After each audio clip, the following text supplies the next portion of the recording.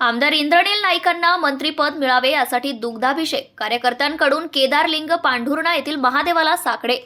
यवतमाळ जिल्ह्यातील 1952 पासून आजपर्यंत पुसद विधानसभा मतदारसंघात सर्वाधिक काळ मुख्यमंत्री पदावर राहणारे वसंतराव नाईक ते आजपर्यंत इंद्रनील नाईक यांच्यापर्यंत आमदारकीचा हा अभेद असणारा बालेकिल्ला आज देखील कायम आहे।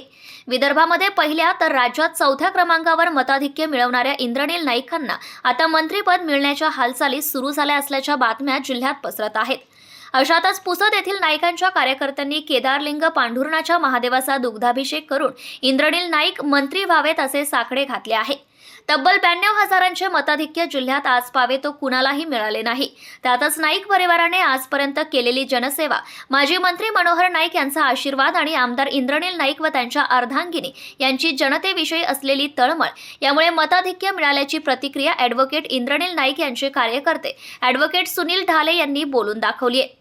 5 डिसेंबर रोजी होणाऱ्या आझाद मैदान मुंबई येथे शपथविधीमध्ये पुसदचे आमदार इंद्रनील नाईक यांना मंत्रीपद मिळावे याकरिता केदारलिंगचे दुग्धाभिषेक करून साकडे घातले। यावेळी ॲडव्होकेट सुनील ढाले, प्रशांत गडदे, पुंजाजी काईट, सुखदेव बोडखे तथा भक्तगण उपस्थित होते। प्रतिनिधी मनोहर राठोड, पुसद।